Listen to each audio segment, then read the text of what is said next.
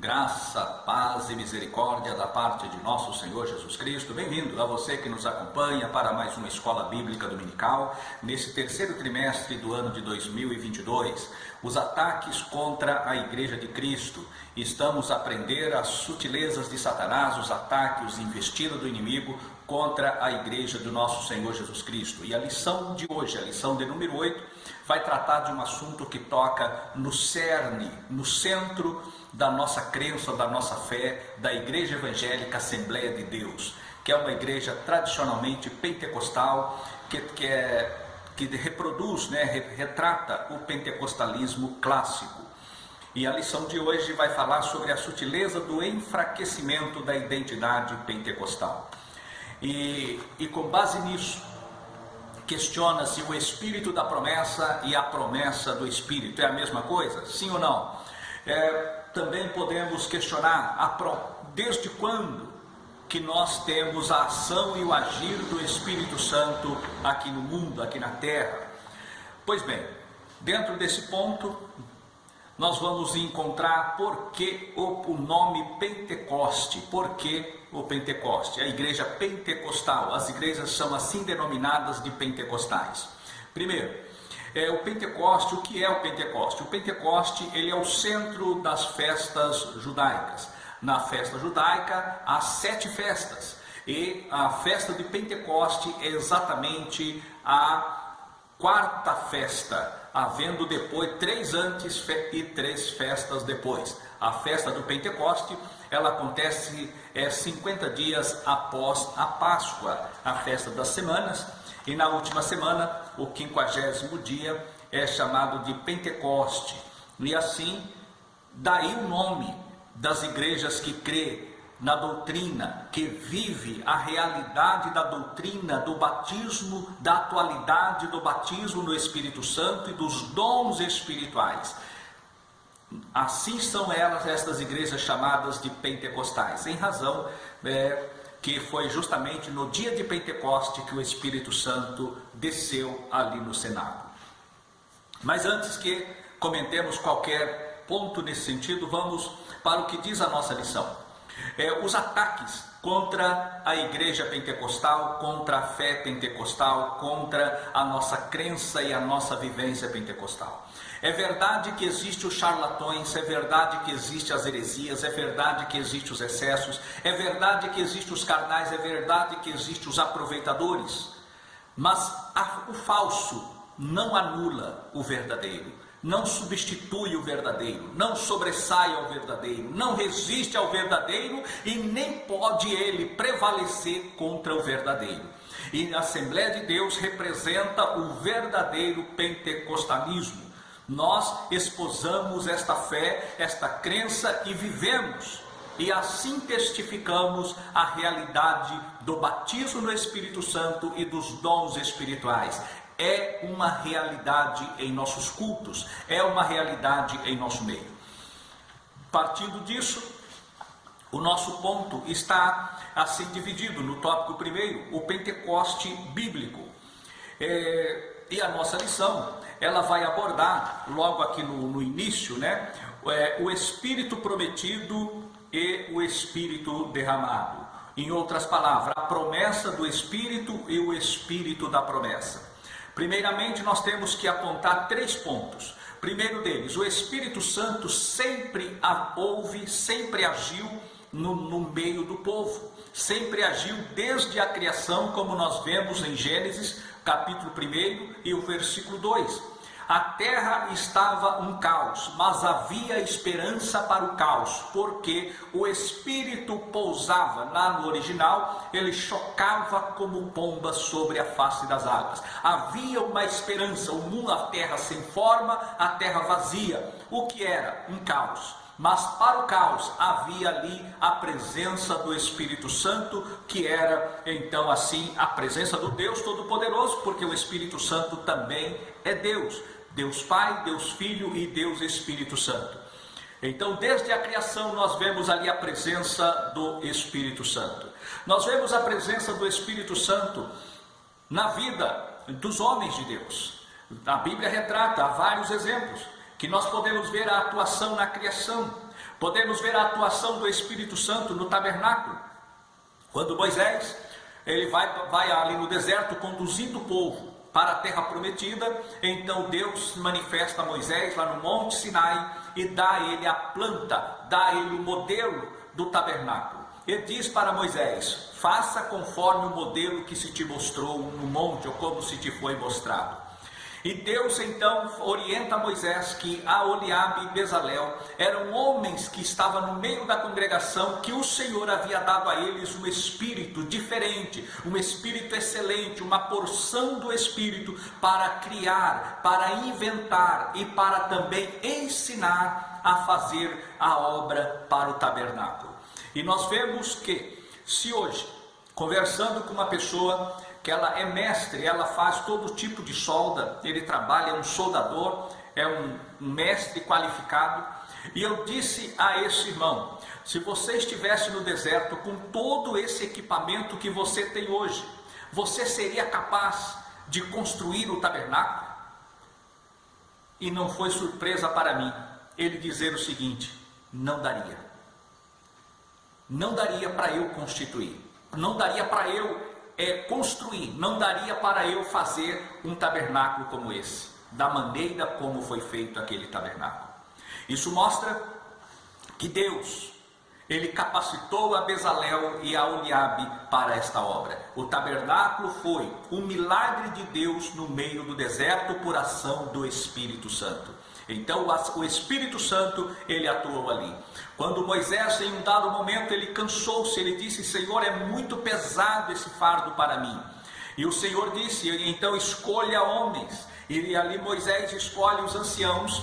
E o Senhor fala: eu tirarei do Espírito que está sobre ti e farei sobre eles. E assim aconteceu, e todos foram cheios, Deus tirou do Espírito que estava em Moisés e colocou sobre esses anciãos, e eles profetizaram e eles se alegraram na presença de Deus. 2 que não foram lá no ajuntamento, ficaram lá no acampamento, e lá no acampamento Deus os visitou e eles profetizaram. E Josué chega para Moisés e fala: olha, aqueles 2 não veio e estão profetizando. E Moisés diz: tem tu ciúmes por mim? Oxalá todo Israel profetizasse.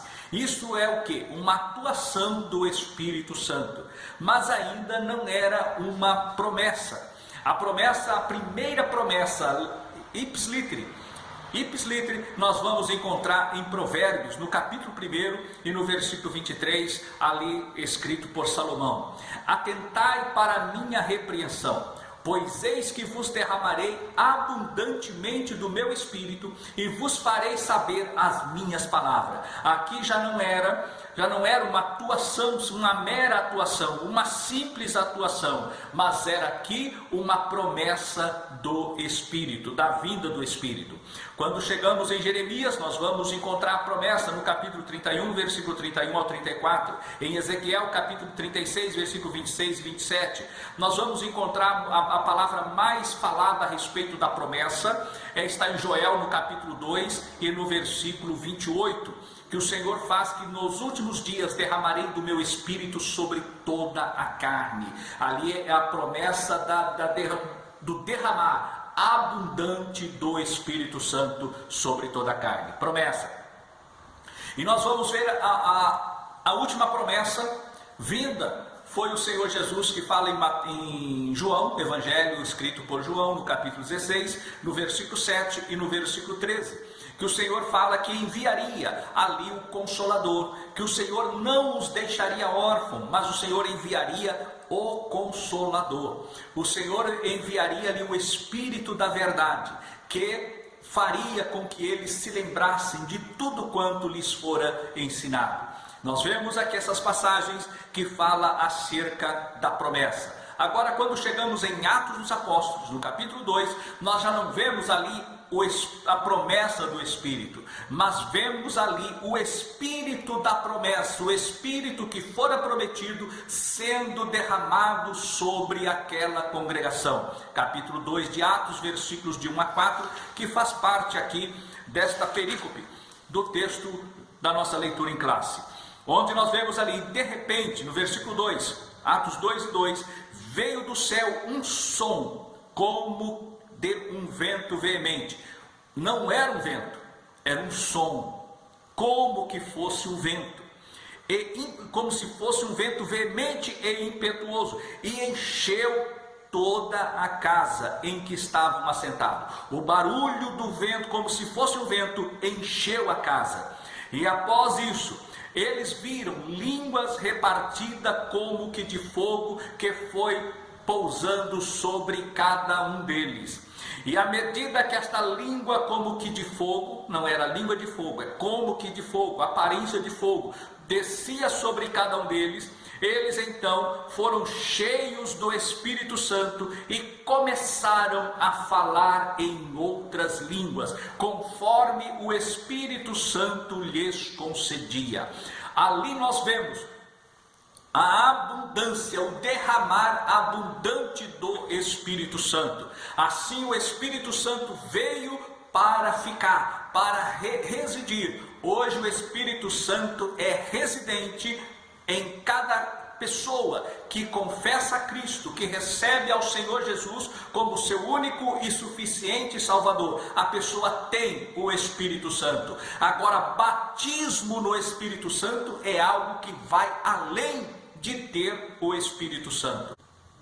Pedro, lá no capítulo 3 de Atos, Pedro, ele fala, quando cura aquele coxo que estava junto à porta formosa, ele diz o seguinte, no versículo 13, o Deus de Abraão, de Isaque e de Jacó, o Deus de nossos pais glorificou seu Filho Jesus, a quem vós entregaste perante a face de Pilatos e negaste, tendo ele determinado que fosse solto, mas vós negaste o santo e o justo, e pediste que se vos desse um homem homicida, e mataste o príncipe da vida, ao qual Deus ressuscitou dentre os mortos, do que nós somos testemunha, e pela fé no seu nome, fez o seu nome fortalecer, a este que vedes e conheceis. Sim, a fé que vem dele,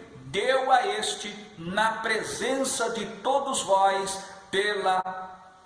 perante vós, esta perfeita saúde. Aqui nós vemos a cura de um coxo, e Pedro segue pregando, e o resultado desta cura é que o Senhor agrega à igreja, agora o número chega a quase 5.000 pessoas salvas, porque no capítulo 2, quando o Espírito Santo fora manifesto, que Paulo, ou melhor que Pedro, ele se levanta e pega a palavra, e o Senhor agora coloca então, faz uma citação a respeito da promessa. Ele diz assim, fazendo uma citação à promessa do Espírito, que fora dito pelo profeta Joel, e ele diz o seguinte, mas isto é o que foi dito, versículo 16 do capítulo 2, pelo profeta Joel, que nos últimos dias acontecerá, diz Deus, que do meu Espírito derramarei sobre toda a carne, e vossos filhos e vossas filhas profetizarão, vossos jovens terão visões, os vossos velhos sonharão sonhos. E também do meu Espírito derramarei sobre os meus servos e as minhas servas naqueles dias, e profetizarão, e farei aparecer prodígio em cima no céu, e sinais embaixo na terra, sangue, fogo e coluna de fumaça. Aqui ele está mostrando que aquele evento do dia de Pentecoste era o cumprimento, era o Espírito da promessa que estava sendo manifesto. A promessa do Espírito fora em Joel, e agora em Atos, o Espírito da promessa sendo manifesto. E ali o Senhor agrega quase 3.000 almas. E quando nós chegamos então no assunto do tópico 2, nós vamos ver a atualidade dos dons espirituais, porque o mesmo Espírito que curou aquele coxo lá junto à porta formosa, é o mesmo Jesus que ainda hoje ele cura enfermos, que ainda hoje ele ressuscita, que ainda hoje ele faz o sobrenatural acontecer. Nós podemos dizer de experiência vivida dentro da minha casa, de curas recebidas na minha família. Minha esposa, condenada pelos cardiologistas que não tinha jeito para ela. Em todos os cardiologistas pelos quais passamos, ela fora desenganada. Deus mostrou para mim o seu velório. Eu vi a minha esposa no caixão. E eu então orei a Deus. E eu disse: Senhor, eu preciso dela para continuar fazendo a tua obra. E os meus filhos precisam de uma mãe para que eles possam ser formados e educados. Na sala da minha casa, um grupo de irmãs do Círculo da Oração orou. E ali, o Senhor mostrou numa revelação que desce um anjo dos céus e ali faz uma cirurgia no seu coração, e a glória de Deus tomou conta da minha sala. E quando termina a oração, duas irmãs tiveram a mesma visão da cirurgia realizada no coração da minha esposa. Minha esposa está viva, foi curada e está fazendo a obra de Deus. Os dons espirituais, eles se manifestam ainda hoje. Isto é uma realidade, não é uma realidade teórica, é uma realidade vivida. A nossa pregação está firmada não na experiência pessoal, mas na palavra de Deus, porque a palavra diz que o Espírito Santo, ele for, como disse Pedro, não era apenas para eles, mas é para todos quanto o Senhor Jesus chamasse. E o Senhor chamou a mim, chamou a ti. Então o batismo com o Espírito Santo é para nós. É uma realidade os dons espirituais hoje. É uma realidade. É uma realidade o batismo no Espírito Santo e o falar em línguas. Porque há pessoas que dizem que o batismo com o Espírito Santo não é falar em línguas. Ter o Espírito Santo é uma coisa, e ser revestido com o Espírito Santo é outra. O batismo com o Espírito Santo é um revestimento de poder. É revestimento de poder. E assim nós vemos que o falar em línguas é a evidência do falar, do ser batizado com o Espírito Santo. Aqui nós encontramos aqui um detalhe. O batismo com o Espírito Santo, desde o período apostólico, ele nunca deixou de acontecer no seio da igreja. Passou então a ser questionado quando a igreja se une. Do período histórico chamado de Pérgamo, quando a igreja se une ao Estado, o período da igreja imperial, ali veio Agostinho de Hipona e trouxe então uma doutrina dizendo que havia cessado a manifestação dos dons espirituais com o final da era apostólica. Isto foi algo que foi entronizado na igreja romana, e isso perdurou. Veio a reforma, os reformadores não corrigiram isso, mas o Espírito Santo, Deus Todo-Poderoso, ele tinha um propósito para reavivar a sua igreja nesta última hora.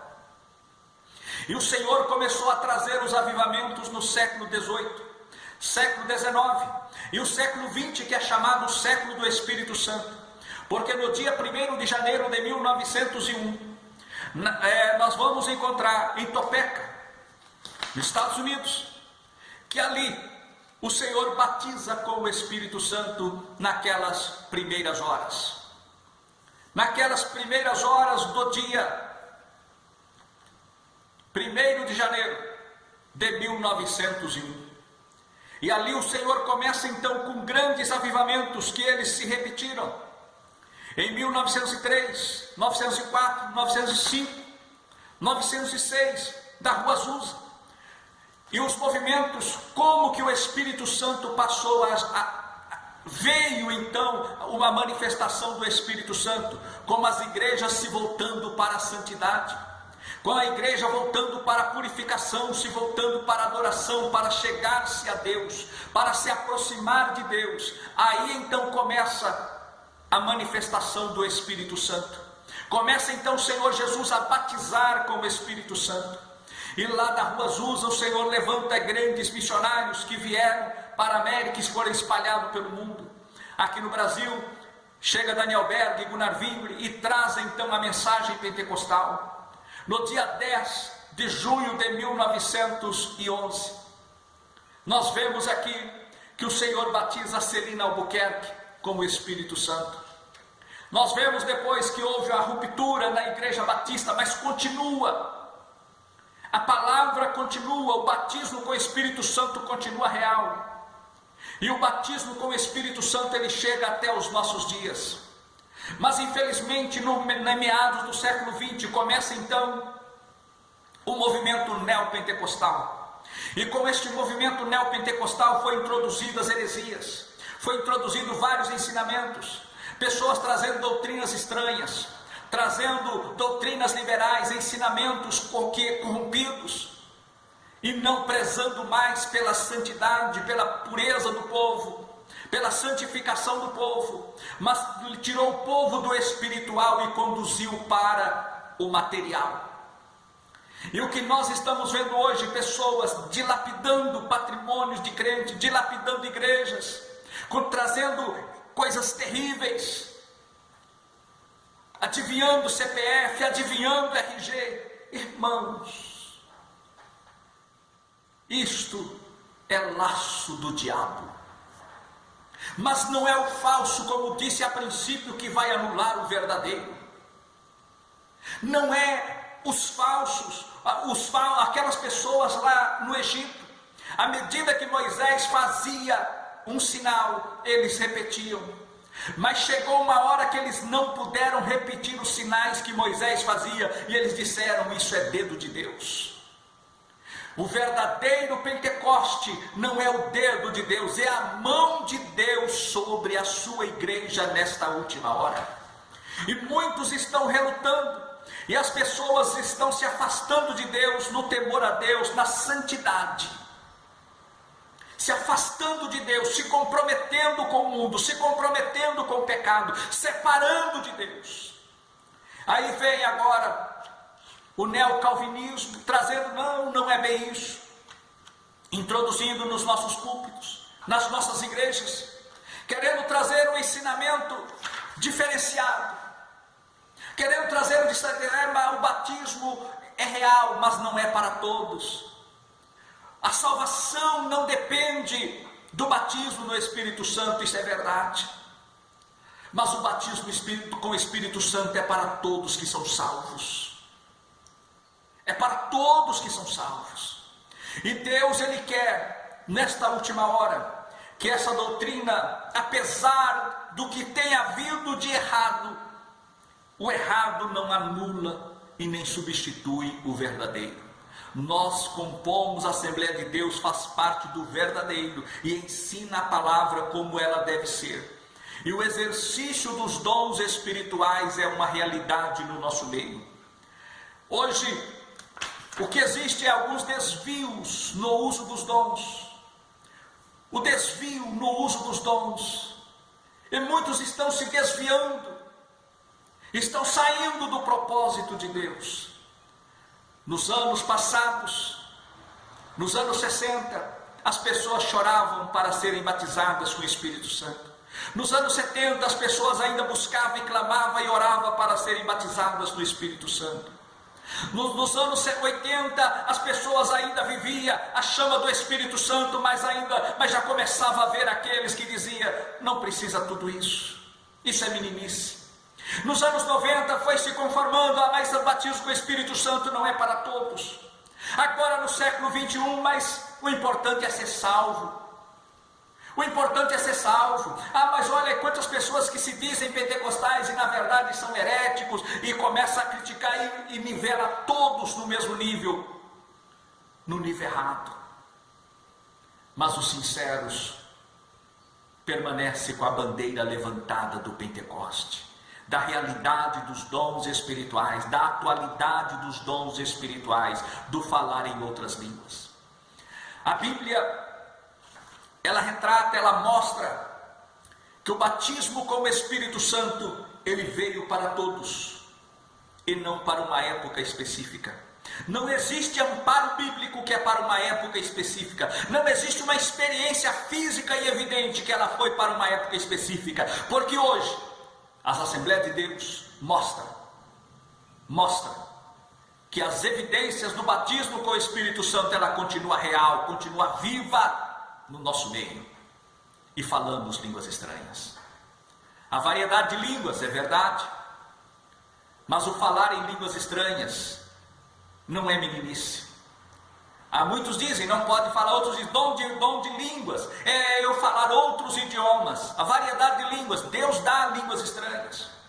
Temos um testemunho de um homem, analfabeto, pedreiro, que começou a falar em línguas estranhas no culto e de repente alguém começa a chorar. E esse alguém, ele era árabe. Ele estava falando em árabe acerca de Jesus Cristo. Nós temos outro caso numa formatura de bacharéis em teologia. Diante do reitor, um homem começa a falar inglês fluentemente. O pastor ficou preocupado que ia escandalizar, mas aquele reitor começa a chorar. Por quê? Porque ele conhecia aquele senhor, aquele ancião. Aquele ancião era um jardineiro na sua casa. E ele pagava e ele colocava o dedo porque ele era analfabeto. E aquele reitor viu aquele jardineiro que sabia que era analfabeto falar um inglês fluente. Ele chorou e disse: isso é sobrenatural. Então nós vivemos a experiência física, nós vivemos a experiência material, nós vivemos a experiência espiritual da realidade dos dons espirituais e do batismo no Espírito Santo. Jesus é o batizador, e enquanto a igreja estiver na terra, ela será alvo de ser revestida, de ser cheia do Espírito Santo. E nós devemos exercer esses dons espirituais até que Cristo volte.